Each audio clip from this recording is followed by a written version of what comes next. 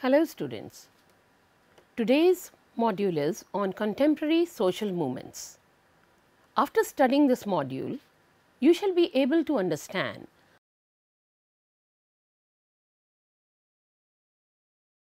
nature and concepts of various contemporary social movements, understand the role of social movements in social change, evaluate the relevance and importance of contemporary social movements in present scenario.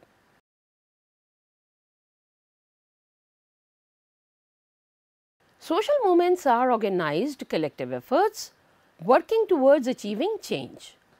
All social movements have an ideology to identify what is wrong with the present and what needs to be done in future. Social movements are a type of group action for changing problematic situations. They are large, sometimes informal groupings of individuals and organizations which focus on specific political and social issues. Contemporary social movements are mainly classified into the following 9 types based on the socio-economic characteristic of the participants and the issues involved. These include peasant movements, tribal movements, Dalit movements, backward class movements, women's movements, individual working class movement, students movements, middle class movements, human rights and environment movements. Coming to peasant movements, peasants in India generally represent a huge mass of landless agricultural laborers, sharecroppers, tenants, poor artisans and small and marginal cultivators, and a close social interface with the socially deprived people like scheduled tribes, scheduled castes and other backward classes and women. They are outcasts of the Varna hierarchy. In the other words, peasants are denoted by the terms like Kisan, Krishak, Raitu, Chashi, etc., more or less indicating cultivators that cultivate land with their own labor, and also the categories namely Adhiyar, Bakkashi, that is sharecroppers and tenants, and Mazdoor, Majur, Kuli, Pet, Krishi, Shramik, etc. agricultural laborers. The contemporary peasant movement in India are categorized into two. The first type of movements are those of small peasants, the poor and the marginal. They generally demand to improve the economic condition, for example, demand for wage hike or better working condition. The second type of movements are more prosperous peasants, those who produce a considerable surplus of the rural economy. These movements in social science literature referred to as farmers' movements or new agrarianism or new peasant movements. Let us look at some peasant movements. Telangana peasant movement. As early as in 1947, revolutionary peasant movements had slowly been forming, led by communist leader in Telangana. Telangana was the eastern half of the erstwhile princely state of Hyderabad, comprising 8 districts having an area of 44,000 square miles, populated mainly by the Telugu speaking people. Under the Nizam, a notoriously semi-feudal agrarian system had been perpetuated and the peasantry was ripe with the radical leadership. On the eve of independence, Hyderabad became a large question mark in the heart of India, being a Hindu majority area entirely in the hands of a Muslim sect. In September 1948, the Indian government forcibly marched into Hyderabad and Nizam gave away. When the interim Congress government was set up in Hyderabad, after the merger, the communists refused to surrender their arms and went into underground operations against the government. The communists set in the motion an indigenous mass campaign against the landlords, mainly in the districts of Nalgonda and Warangal. The armed communists emerged at night to murder the landlords and to divide their land among the poor. According to the communist claim, a total 3,000 villages had been Sovietized and 1 million acre of land had been seized. The Indian communist leaders claimed that the Telangana peasant right shook for the first time the main bastions of feudal orders in India to its very foundation. and blazed the path of Indian people's democratic revolution. Looking at the farmer movements in contemporary India, in India today we may say that there are preliminary two types of agricultural mobilizations. One is of the poor agricultural laborers and marginal laborers, and other is of the more prosperous and independent owner cultivators who produce a considerable marketed surplus. The various rural wings to established political parties like the Kisan Sabhas or the agricultural laborer unions of the CPI and the CPI-M and various factions of CPI-ML generally sponsored these movements. This has led to many observers to underline the sharp class basis of agrarian movements such as in Kerala, where the poorer peasants and the agricultural laborers are in forefront. The second type of farmers movement, not peasants, are like Bharatiya Kisan Union in West Uttar Pradesh, Punjab and Haryana, Shetkari Sangathan in Maharashtra and Rajya Rayota Sangha in Karnataka. The new farmers movement in India gathered momentum in 1970s.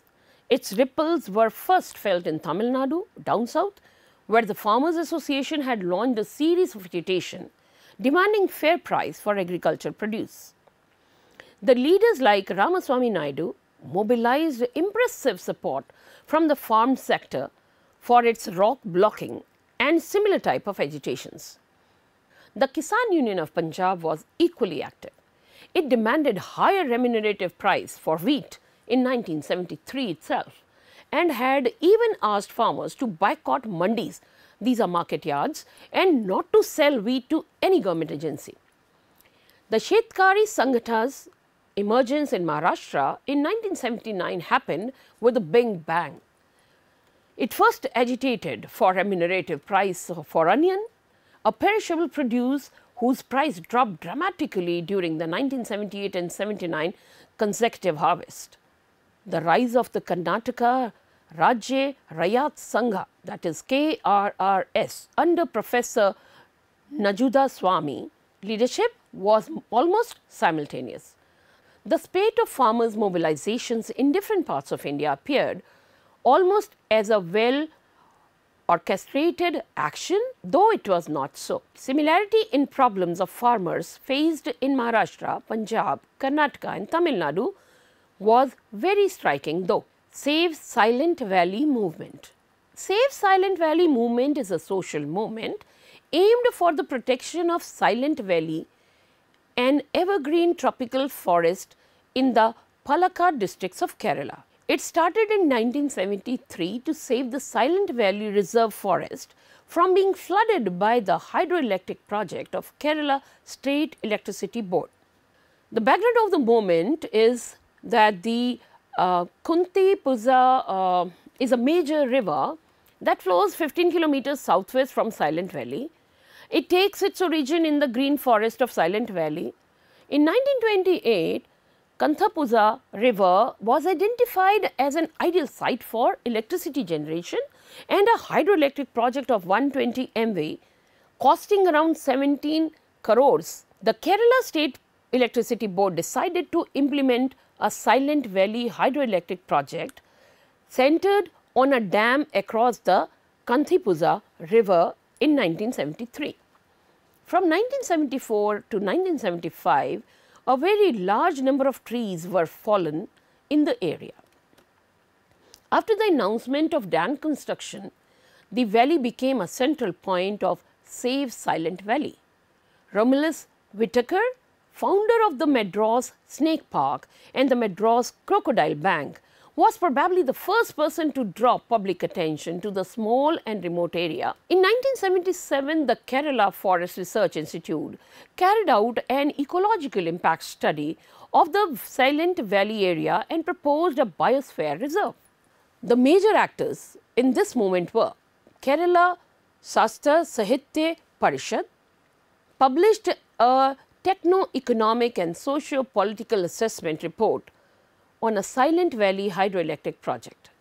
The poet activist Sagutha Kumari played an important role in the Silent Valley protest, and her poem Marathinu Stuti, Ode to a Tree, became a symbol for the protest at the intellectual community. Dr. Salim Ali, eminent ornithologist, visited the valley and appealed for cancellation of the project. A petition of writ was filed before the High Court of Kerala against the clear cutting of the trees, and the court ordered a stop to the clear cutting. Dr. M. S. Swaminathan, the renowned agricultural scientist and then the Secretary of Department of Agriculture, suggested that the reserve forest in the area should make into a national rainforest biosphere reserve. In January 1980, the High Court of Kerala lifted the ban on clear cutting. The Prime Minister of India requested the government of Kerala to stop further works in the project area until all aspects were fully discussed. In December, the government of Kerala declared the Silent Valley area, excluding the hydroelectric project area, as a national park. Let us look at another kind of movement, contemporary movement, that is workers' movements. B.P. Wadia, a social worker and the member of Theosophical Society, established the first trade union of India in April 1918 at Madras. The same year, Textile Labour Association was founded in Gujarat. In 1920, the All India Trade Union Congress, ATUC, was formed in Bombay. The ATUC was a broad-based organization involving diverse ideologies. The main ideological groups were the Communists, led by S.A. Dange and M.N. Roy, the Moderators, led by M. Joshi and V.V. Giri, and the Nationalists, who involved people like Lala Lajpat Rai and Jawaharlal Nehru. During the few first years, Communists gained considerable control over the ATUC. The Indian National Congress chose to form another union called the Indian National Trade Union Congress, that is INTUC, in May 1947. Another movements that are important in the contemporary movements are women movements. Anti-dowry movements emerged in 1979 and was largely urban based. In 1974, the Committee on the Status of the Woman in India, CSWI, identified dowry has spread to all castes, communities, religions and regions. Dowry has to come to encompass the entire character of gift exchange of the two groups. By 1982, women organizations were insisting that majority of the young bride death is due to the reason of dowry, or the suicide is because of insisting dowry problems. Some organizations like Mahila Dakshita Samiti, National Federation of Indian Women, All India Democratic Women Association, Nari Raksha Samiti, came to oppose the system of possessing a notorious murder of Sudha Goyal. In 1983, High Court sentenced the husband of Sudha Goyal with the penalty and mother-in-law and brother-in-law as life imprisonment.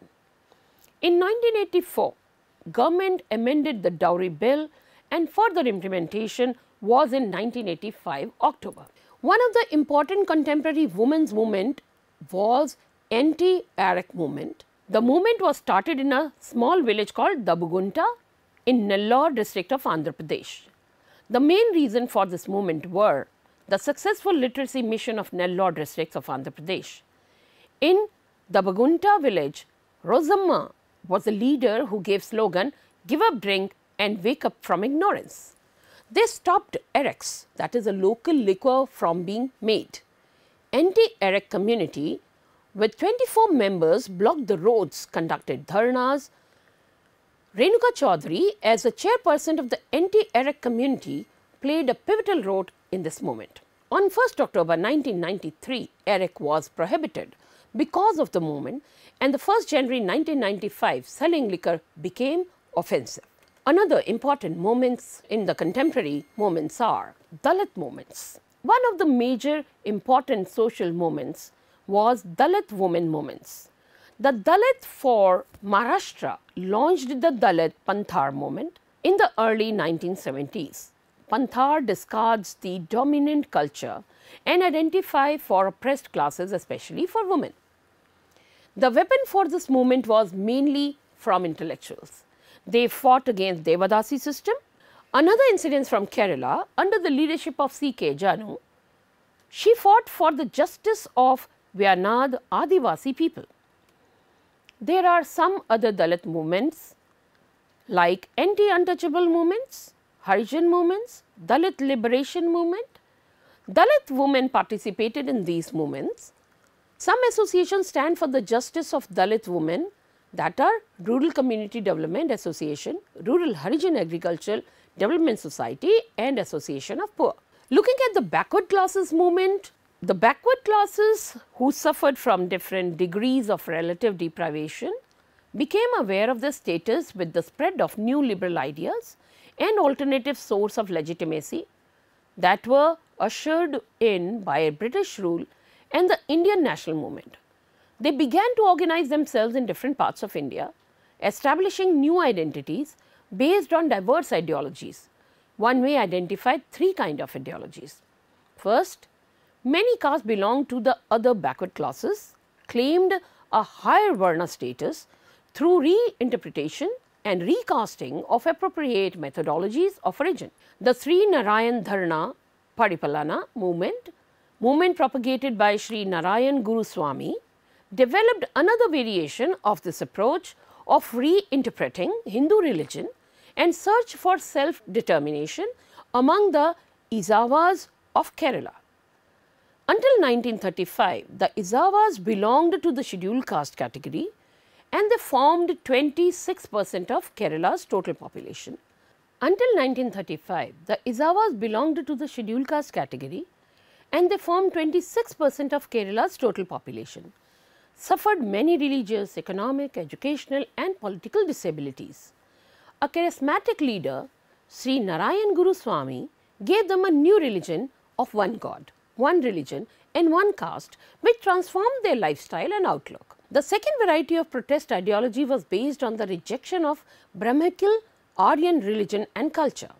The Dravida Kazhagam movement of Tamil Nadu idealized the Dravidian culture and religion and attacked the Aryan religion and culture. For the followers of Dravidian Kazhagam movement, Ravana was virtuous, whereas Rama, the incarnation of God, was wicked. The self-respect movement started by Ramaswamy Naikar advocated that his followers should have their own priests. Its leaders worked hard to escape the tyranny of the Brahmin and their culture. The Mahar movement under the leadership of Ambedkar exemplifies a variation of the principles of rejection in protest ideology, namely abandoning Hinduism altogether and embracing another religion, in this case Buddhism. The Mahars formed an important section of the scheduled caste of Maharashtra, constituting about 10% of that state's population. Dr. Ambedkar vacillated between adopting one of the two themes to identify the fight against the discriminations imposed on the upper caste, whether to stay within the Hindu fold or to abandon Hinduism altogether. He finally resolved the dilemma in 1956 by accepting Buddhism. The third ideology of class conflict provides another secular source of establishing a separate identity as the exploited class. The Dalit Panther movement, fashioned after the Black Panthers of America, emerged among the Mahars of Bombay and Pune in 1972. The Dalit Panthers included all the revolutionary parties seeking to destroy the Hindu caste system. Its declared enemies were the landlords, capitalists and the moneylenders. It aimed at an all-around revolution. In the ideology of the Dalit Panthers, class struggle cannot be separated from an anti-caste Hindu attitude. A very recent contemporary movement is governance movement, or very commonly known as Lokpal movement. The mechanisms available in the regular government are inadequate to check corruption in administrative departments. However, this mechanism has inherent flaws and officers enjoy departmental fraternity with those against whom complaints are made. Political corruption is mounting This is more dangerous than bureaucratic corruption. Among the organs of state, the judiciary has proved itself to have highest credibility in protecting individual rights. However, due to procedural complexities involved in the court cases right from the filing of a case to the delivery of final verdict, there are inevitable delays in justice, which often are considered as denial of justice. The existing devices for checking one elected and administrative officials have not been effective, as the growing instances of corruption cases suggest. The Central Vigilance Commission (CVC) is designed to inquire into allegations of corruption by administrative officials only, but cannot punish the guilty. The CBI, the premier investigation agency of the country, functions under the supervision of the Ministry of Personnel, Public Grievance and Pensions under the Prime Minister, and it therefore is not immune from political pressures during investigation. It can be said that CVC is independent but does not have powers, while CBI has powers but it is not independent. As a result, the first cannot punish, while the latter cannot investigate fairly. All these have necessitated the creation of an independent and high-powered Lokpal with its own investigation team. Therefore, there is a need for mechanism that would be simple, independent, speedy and inexpensive means of delivering justice by redressing the grievances of people. Entry of Anna Hazare in Lokpal movement. Political corruption is an ongoing problem not only in India but internationally. Transparency International ranked India 95 out of 182 on its 2011 Corruption Perception Index with a score of 3.1. Since 2011, large number of anti-corruption movements have emerged in India in response to the series of scandals that have been exposed by the media. The growing public dissatisfaction with corruption in public life triggered the emergence of a civil society movement that forced the government to initiate the establishment of powerful people's ombudsman, the Jan Lokpal, with the powers to prosecute corruption in even the highest levels of government. One of the most recent social movements witnessed in India was the campaign on India against corruption, headed by a group of social activists led by octogenarian Gandhian Anna Hazare. Anna Hazare, a follower of Gandhian principles, opted for fasting unto death and demanded the enactment of long pending Jan Lokpal bill, that is anti-corruption law. The movement, considered as a milestone in the constitutional history of India, forcing the government to accept a social society's demand to have a say in the drafting the stringent anti-corruption law, the Lokpal bill. However, after massive protest across the country, a strong Lokpal bill introduced in Lok Sabha, which excluded the top government officials, but Anna rejected it, and the movement continued. And later, the stronger version of the Lokpal bill developed has not passed. On December 27, 2011, the Lok Sabha approved the government's latest version of the bill, and the demand of strong Lokpal by Anna remained a dream. The positive things about this movement are: it is a new wave of patriotism, some of them called a second freedom struggle, led by Anna Hazare, and feel the patriotism associated with the movement. The people of India became the citizens of India. The nation never witnessed such a massive crowd on the streets in the history. We became more responsible, aware and active as individuals as well as groups. The pessimism of the people around the country that nothing could change was transformed into hope that we can change the future of the country, and it is in our own hands. Casteism, political languages, religion all went to the background and patriotism emerged in the forefront. Indian people got to a new method of demonstrating their anger and frustration through a peaceful and non-violent protest. India against corruption, led by Anna Hazare, proves that it is an upsurge relatively unique, distinctive and inimitable in nature. It has not only established deeper connections with the ordinary citizens, irrespective of the socio-economic backgrounds that they represent, but has also brought out the relationships between the state on one hand and civil and political societies on the other. Another contemporary movement is people's movement against nuclear energy, Kodanakulam anti-nuclear movement. Anti-nuclear movements all over the world have pursued different strategies with the different levels of impact on energy policy. In the West, anti-nuclear movements branched out of environmental movements in the second half of 1970s. These were further catalyzed by several nuclear accidents. The 3 Mile Island nuclear accident in 1979 has triggered several protests in the US and elsewhere. These movements in the West were typically characterized as new social movements. They were different from the classical working class movement. The support base of anti-nuclear movement is typical of the environmental movement, middle classes from suburban regions. The emergence of the anti-nuclear movement in India has been different.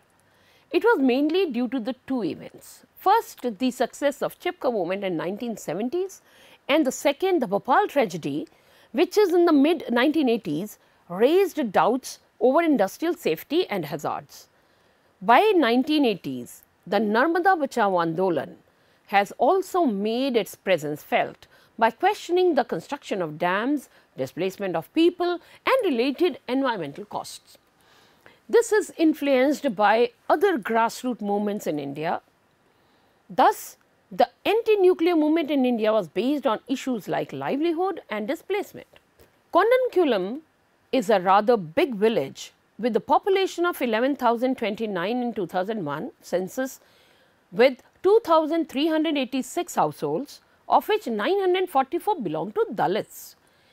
It was situated in the southern part of Tamil Nadu state in Tirunelveli district and as part of the state's coastal line. The main occupation of the people of these villages are fishing.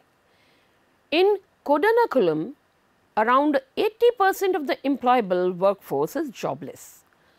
The Kodanakulam nuclear plant, rooted in 1974, Pokhran tests of India, soon after the tests, India isolated from the West. The US stopped fuel shipments to the Tarapur nuclear power plant after the 1974 test. In 1979, during Morarji Desai's regime, the nuclear deal with the Soviet Union was discussed. The deal was fully concluded when the Soviet President Mikhail Gorbachev and Indian Prime Minister Mr. Rajiv Gandhi signed the Kodanakulam nuclear power project deal in 1988. Initially, there was a strong opposition to the Kodanakulam power plant from farmers, intellectuals, fisher folk, scientists and activists. Later, an umbrella organization called the Samatwa Samudaya Iyakam, Social Equality Movement, was formed. People from 3 districts of Tamil Nadu, Tirunelveli, Kanyakumari and Tuticorin organized a massive rally at Tirunelveli in 1988. However, with the disintegration of Soviet Union, Gorbachev losing power and assassination of Rajiv Gandhi, Nuclear Power Corporation NPC declared that Kodanakulam nuclear power project has been called off and the government's permission to set up 2 500 megawatt indigenous reactors at the same time was approved. In March 1997, Indian Prime Minister H.D. Deve Gowda and the Russian President Boris Yeltsin signed a supplement to the 1988 agreement and commissioned a detailed project report on Kodanakulam. Accordingly, Russia agreed to supply 2 standard high-pressure VVER 1000 water-cooled and water-moderated reactors. The initial phase of the movement was centered on the issue of using water from Pechiaparai Dam for the nuclear plant. Later on, when the Kodanakulam plant authorities planned for a recycling and desalination plant on its premises, the issue of water took a backseat and other issues like displacement, radiation hazards and in particular concerns about radiation contaminating the food chain through fish dominate the movement. In the initial phase, many people from Kodanakulam supported the plant as many of them got job and subcontracts in the plant. When it was decided to install an additional 4 reactor in the same plant, certain amount of displacement was required. This made the people of Kodanakulam join protest movement. Earlier, only the neighboring fishing community was part of the movement. The threat of displacement and subsequent loss of the livelihood forced the people of Kodanakulam into the movement.